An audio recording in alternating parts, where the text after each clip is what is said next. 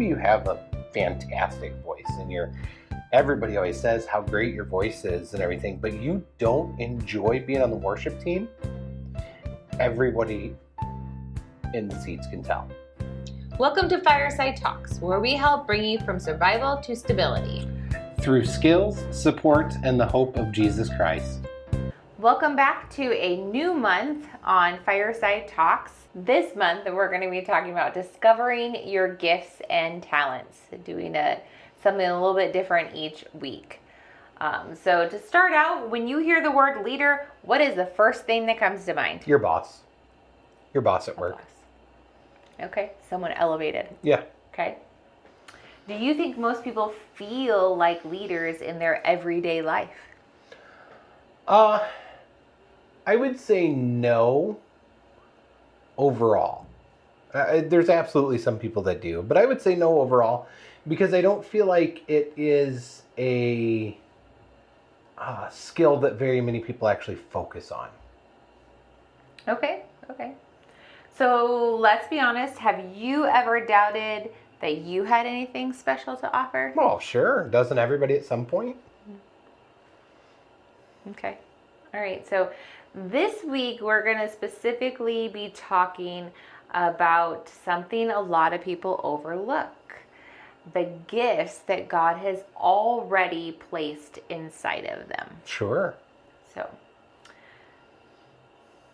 to get started, do you want to read 1 Corinthians 12? So I'm not going to read the whole chapter, but I do want to read a little bit of it. So 1 Corinthians 12 is where we're kind of taken and getting a lot of our guidance on this one.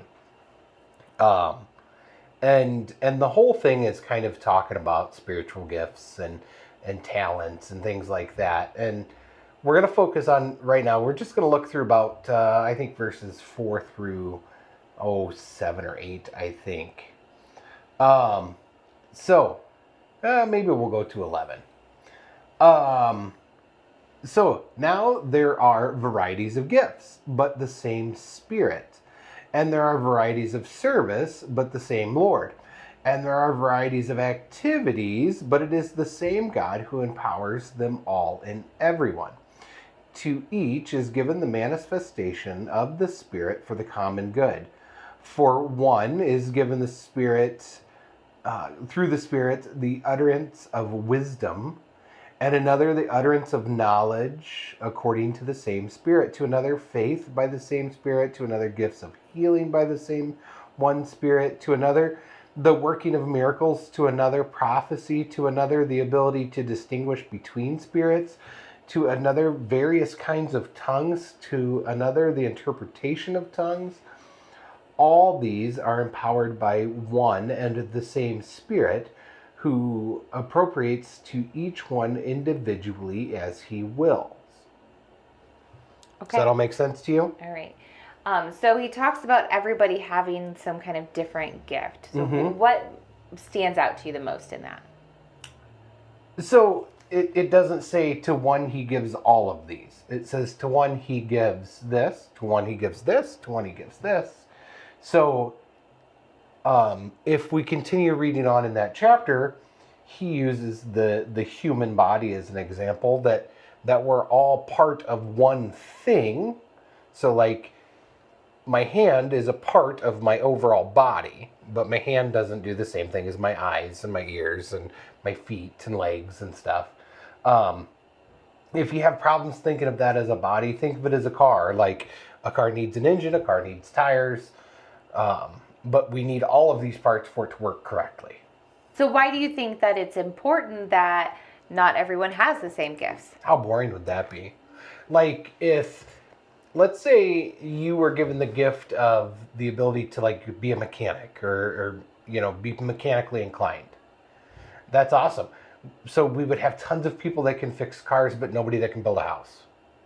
We'd have tons of people that can build a house, but no doctors. Like, we all need to have those differences so we can fulfill the roles that need to be filled. Okay. And how does this chapter challenge the idea that only certain people are important in leadership? So I think too is at no point is Paul telling us that it is more important to utter wisdom than it is to um, speak in tongues or to whatever. He never says that these different things are more important than the next. We need all of them to complete the whole. Yeah. Okay. When we say gifts and talents, what do you sorry. When we say gifts and talents, what does that really mean in everyday life? Well, we all have something we're good at. So, let's say you are very mechanically inclined. Well, there's your gift or your talent. However, I feel like we can kind of use those words interchangeably, Okay. gift and talent. But like you find that thing that you're just kind of drawn toward, or you just naturally go toward when maybe there's a project and you are working on something. Maybe you naturally go toward, let's use building as a house as an example.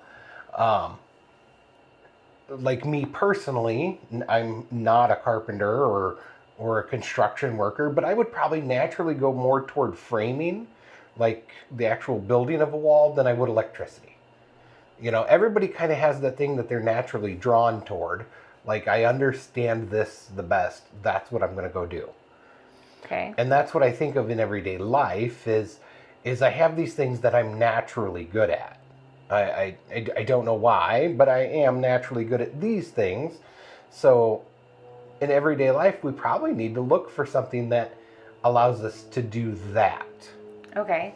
So many people ask, what are your gifts? What are your talents? And so many people are just like, well, I don't know. I don't have any. But the Bible clearly says that everyone is given a gift.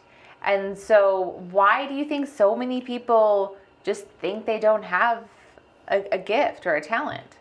I think if we think of the church in this example, many people think that, and they probably don't have the talent of the people that are on the stage, right? The people that are in front of everyone. The preacher has all these talents with his ability to speak and all that other stuff, which is good. The church needs someone that is able to speak.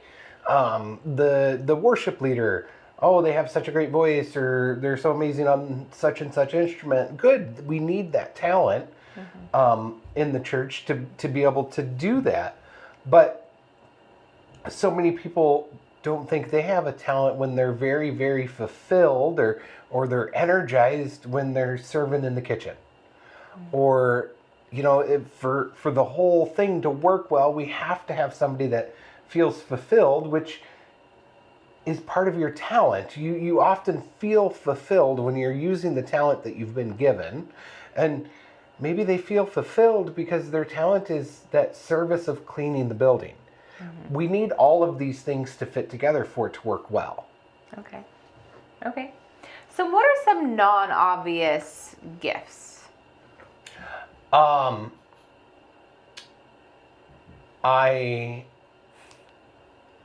So like me personally, the first thing I think of is like, I feel like I am hospitable, like good with hospitality, but I am not good at entertaining, I think is maybe the right word, right? So if you were to come over to our house and you're like, I want something to drink, or I need something to drink, I'd be like, yeah, there's cups in the cupboard, right? So maybe that hospitality part of it, maybe part of it is that like being prepared for people to come over. So I feel like I'm welcoming, but I'm not good at hospitality. Does that make sense? Okay. Like there's one. I'm reminded of an old lady we had at the church that, like, I don't care how bad the day went, or how horrible my sermon was, she was like, "Oh, that was wonderful." Oh, yeah. She was such a good encourager. Right. So I think those are kind of things that people don't realize is a talent. Yeah. And Or a just cleaning the gift. building. Yeah. Yeah. I mean, anybody can go in and run a vacuum cleaner. But for a lot of people, or maybe not a lot of people, but for some people, it's going to be like a monotonous task. For other people, they're going to feel very satisfied and fulfilled when they do that. Right. Well, that's Yeah. that's kind That of a act gift. of service. So that's a gift that God has given you that we need to complete the whole. Right. Serving in general too Sure. is a gift that a lot of people overlook. That some people just enjoy bringing things to other people and making sure other people's needs are met. Right. So often we only view these gifts and talents as things that are on a stage Yeah. or in front of an audience. And that's just not true. Yeah. Was there a time that you realized, oh, this might actually be something God gifted me?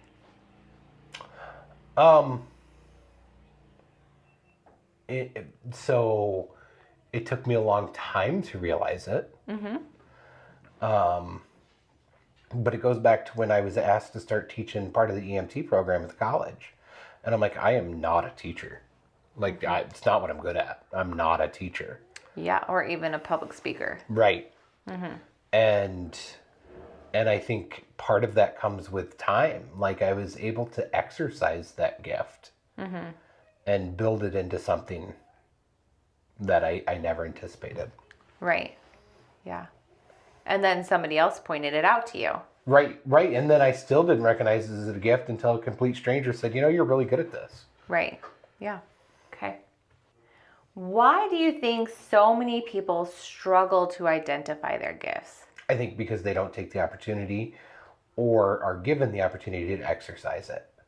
Like, I am not going to stand in front of a crowd and talk because A, I've never been given the opportunity, or B, fear of failure.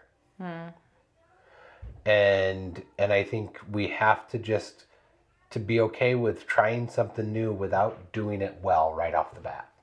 I was going to tell a story on one of our kids, but I don't think they would be happy. So I won't. Then don't. Then we'll get all those crazy editor notes again. All right. How does comparison play into that? Again, like, I don't have that talent because, so and so on stage at church is such a wonderful guitar player, piano player, singer, or whatever. And you think that you have to be at that level or higher for it to actually be your gift. And what they don't see is the hundreds of hours that guitar player practiced to get to where they're at. Right.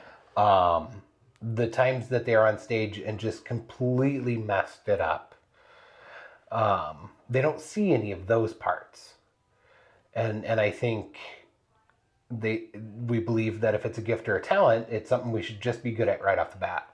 And not have to try and practice. Right. And we're rarely good at anything without practicing it. Sure. Okay.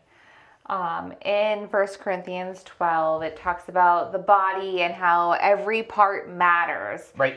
So what happens when we start believing that we don't matter? Well, think about, okay, so if we're going to use the body, the human body as our example, like Paul does in Corinthians, how would your life be different if you didn't have a left foot? Right. Everything just got more difficult, right? What if you're an amazing artist and you lose your right hand? Presuming you're right-handed, right? Everything just got more difficult. Yeah. So if we look at one body with many pieces or many members, if we take away one of those members, our body doesn't function like it's supposed to. And that's how our community should be. What if you feel like you're the right toe? Right big toe. You know what? Your big toe is very important for balance. So, I mean, no matter what part you think you are, it it serves a purpose, and our body gets really messed up if it doesn't have them all. Sure. Yeah. Other than the appendix, nobody really knows what the appendix does. So I don't think anybody's given that gift. The gift of appendix. Right. Okay. What lies do people often believe about their abilities or purpose? That they just don't have one. Like, go ask any of our kids right now what they're good at. What's their answer going to be? Yeah. Nothing. Nothing. I'm not good at anything. Yeah. Well, yes, you are. You just haven't had the opportunity or the time, especially with kids, I think, is the big one. Like, oh, I'm no good at this. Well, it's the very first time you've tried it. Again, like learning that instrument. Like, we don't see the hundreds of hours that somebody spent practicing. Yeah.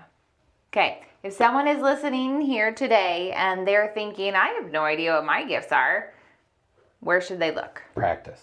So Practice look at that. what, though? They don't know what to practice. But look at that thing that, like, I get really excited when I do this. I really love doing this. Go do it. Go practice it. Go get good at it. No, I do have to say, like, make sure that that's something that lines up with the Bible. Like, it's not something that's a fleshly desire. Like, I Sure. enjoy drinking all night long and I'm really good at it. Right. Right. Yes. That's not what we mean. But it doesn't have to be, we've mentioned hospitality. We've mentioned service. This is not a conclusive or complete list of the gifts that people are given. Right, because you have teaching and preaching. Yeah. So we have a handful of other things that in other places in the Bible that are listed as gifts, but even that, even if we combine them all, it's not a complete list, right? Because I truly believe that just that mechanical ability, understanding how things work, like that's your gift. Yeah, because I can't do that. Right. So just whenever you find that thing that you just kind of naturally understand well, it kind of gets you excited when you get to do it. You feel fulfilled when it's over. Go do it. Or excited to know more about. Right. Yeah. Because that's something that's like built into you that you aren't going to be able to get rid of. Yeah. Okay. How can serving others actually reveal your gifts? It gives you the opportunity to do more things. Sure. So, and I think it's really important for youth, for teenagers to go on mission trips, because odds are on that mission trip they're going to do things that they've not done before. Yeah. And maybe it's a construction type work, maybe it's serving, in a food pantry type setting, or serving meals, or and maybe that's going to be the thing that sparks them to be like, man, you know what? We worked in this soup kitchen and I love cooking and I didn't know that about me. So that's where I really think for our youth, mission trips are important, because it gives them that opportunity to do things that they wouldn't normally do.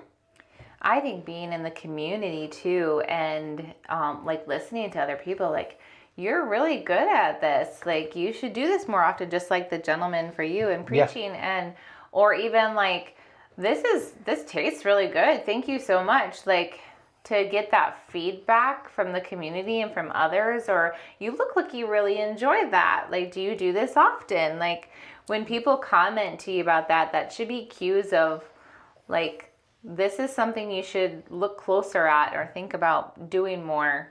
Yeah. Okay, how does understanding your gifts change the way you lead? So I think most people lead from their strengths, Mm-hmm. right? So even if you think of Fireside and what we're doing, like, there's aspects of leading Fireside that I'm not going to be good at. What kind of face was that? Those are the things that I'm generally Exactly. good at. But like, think of what we're doing here with Fireside, and There's going to be aspects of it that I'm not good at. There's going to be aspects of it that you're not good at. Correct. So hopefully you can pick up what I'm not good at, and I can pick up what you're not good at. But we also chose people to be around us that are going to pick up things that we know we're not good at. Sure. Yeah. Right? So you usually lead from your strengths. So thinking of maybe it's at work. And whatever you do for a living, and maybe there's an aspect of your job that you're really good at. Well, that's where you're going to lead from. And don't think that you have to have that manager or whatever title, because if you're that, there's that aspect of your job that you're really good at. Is that what everyone, when they come across that situation, they come talk to you? Well, you're leading them. Right. Maybe it's and maybe it is more of a traditional leading. Maybe you're really good at coaching, or you're really good at um, uh, maybe you're really good at teaching, which is a leadership role. um, I think that's, I don't remember the rest of the question. How does understanding your gifts change the way you lead? Oh, so once we understand our gifts, though, we're going to understand what our strengths are. And our leadership is no longer going to feel like work. It's going to be more of a joy. Sure. And so what happens when someone doesn't utilize their gifts, if they're not leaning into them? I think overall we're just unhappy. Yeah. And I think that might be, and I think the biggest problem we run into for people not using their gifts is the fear of failure. I still remember the very first time I got in front of the church and spoke like a sermon. And it was horrible. Like, it was just bad. Do you remember it? No. Oh, I do. You were never bad. Oh yeah, it was bad. But I did it. And then the next one was better. Mm-hmm. And the next one was better. And then I would say by the time we were done with our time at New Oak, like, I feel like I was doing a pretty good job most weeks. Yeah. I mean, I had a handful where it's still like just an off week. It didn't go as well as I wanted it to. But overall, I felt like I was doing pretty good at week after week. Sure. So I think probably one of the biggest reasons people are discouraged is because they just haven't practiced or been given the opportunity to practice. Okay. Yeah, and I think it's important too to remember that we're not meant to do everything. Right. We need to lean into those gifts and lean into the people around us. You know, if you're on the worship team and you hate it, like, even if you're a good singer, if you hate it and you're leading worship, stop. Like, you're not meant to do that. Maybe you would prefer to make the coffee every week because you enjoy the smell of coffee and you enjoy people's faces when they're getting their coffee, which is fine. If you enjoy that and enjoy serving in that way, then absolutely you can. And I know we're speaking more specifically to church, but this is all encompassing. It's no matter where you go. It could be even in your home, to lead in your home or serve in your home as well. Sure. And here's the other thing, and we're going to use your worship team example again. Maybe you have a fantastic voice and everybody always says how great your voice is and everything, but you don't enjoy being on the worship team. Everybody in the seats can tell. Mm-hmm. And I think in the church example, maybe you have a great voice, maybe you can lead worship, but if you're not enjoying yourself and you're not truly worshiping, then everybody else in that building knows it. Mm-hmm. And it's a distraction for them too. Yeah. So you need to quit.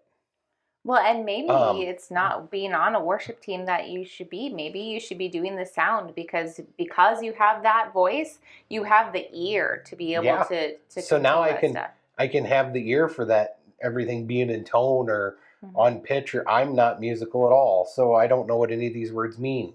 but maybe you have that ability to put on the headphones and run the soundboard really, really well. Yeah. And maybe that's the thing that your organization is missing. And again, it's at home. Um, maybe you absolutely love doing yard work, Hmm. but you hate doing laundry. I don't know that anybody like really enjoys laundry. There's probably somebody that really enjoys laundry. If you really enjoy laundry, go ahead and drop a comment because I'm confused. But I do want to say that even though it may not be your gift, it doesn't mean that you can't step up and help people either. and if you're really, really bad at it, you won't be asked to do it anymore. But anyways, different direction. But like think about it. Maybe you absolutely love doing the yard work aspect of things. Well, don't you think that your family enjoys it too? Maybe they don't enjoy going out and planting things or raking leaves with you, but I bet they enjoy coming home to this well-groomed yard Yeah. and home. Mm-hmm. Maybe um, maybe you love working on cars, but you can't do it full time for whatever reason, so it's not your job. But I promise that there's people in your life that are going to be very happy that you like to put new brakes on cars. Because you enjoy fiddling with your tools. Yep. Mm-hmm. And so now you get to do what you enjoy. You get to help someone, and it's an act of service all at the same time. Yeah. Mm-hmm. So.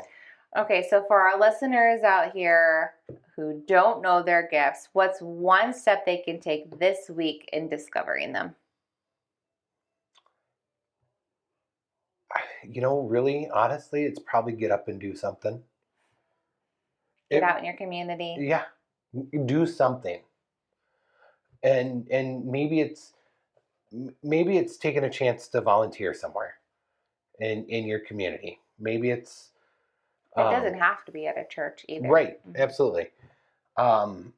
Church is always a good place because typically they're always hungry for volunteers.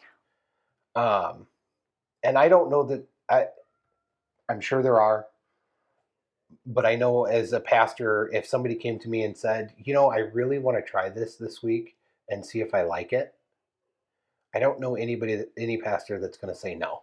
Yeah. I know they're out there. I can't think of one off the top of my head. Maybe some of these churches that are more like a production based, they may Right. not want to see that. Right. They might not let you on the worship team this week because they have a paid band. Mm-hmm. They have staff for that. Mm-hmm. But any of these little churches out there, I can't think of a single pastor that's going to say, no, I'm not going to let you try this to see if you enjoy it. Mm-hmm. So if any of our listeners are just feeling down or discouraged, what would you say to them? You have something. There's something. And maybe you haven't discovered it yet, and that's fine. But if you're not looking, you'll never discover it. Mm-hmm. If you're not trying new things, you'll never discover it. So sometimes we have to start getting really comfortable at being uncomfortable. And then I'm just reminded of the parable of the talents. Sure. Of where, the owner gave 3 different men talents, and then they went and multiplied them, but the one hid it because he just wanted to give back what he gave him. Mm-hmm. So we are called to go out and multiply and grow our gifts. Right. But if we're I'll link where that's from. But if we're not looking for our gifts, we'll never multiply. Right. Mm-hmm. Just go try something. Sure. So we can pray, and then that will be it for this week. So Father, we are thankful that you've given us gifts and talents and things that everyone is good at differently, or different things people are good at. Because if we were all great musicians, it would be kind of boring. If we were all great construction workers, but we wouldn't have any doctors, or whatever the case may be. So we thank you that you've put these different talents and desires and things that fill us up and rejuvenate us and excite us, that you've given each one of us something different. Um, so now we just ask, if we've never determined what those gifts are, or we've never um, went looking for them, that you just put it on our heart that we start looking for those talents that you've given us. Um, and we just ask that you motivate us, give us courage, give us boldness to go out and do these things. And we pray all of these things in Jesus' name. Amen. In Jesus' name. I do want to say too that you can Google, and there are like gifts surveys Sure. all over the place. If Yep. you like, I prefer to do this than this, and then it'll kind of calculate it and it kind of give you some guidance too. They're all over the internet, so you Yeah. can Google those. Yeah, there's all kinds of stuff out there. Yeah. So that wraps up our first week on leading and serving. This week being discovering your gifts and talents. So join us next week for another version of leading and serving. Version. Another aspect. There you go. Aspect. Of leading and serving. This is not my gift. My words. No. Words, not mine. Yeah, gift. Right. So please like and subscribe if you want to see more of this. Share this podcast so we can reach more people. Visit our website, firesidecommunity.org. All of our podcasts are listed there. We also have a merch website, which Pat is sporting today. All 100% of the merch goes to Fireside to support our mission. And what else is on there? Oh yeah, giving. There's also a giving page on there too if you would like to help support us as we are moving out of our house, getting it on the market, and looking for land. So. And I think something we don't usually do is we don't encourage comments. Comment below if you would, if you're having trouble finding your talent, or if you have an uncommon talent, we'd like to hear from you. Thanks. We'll see you next week.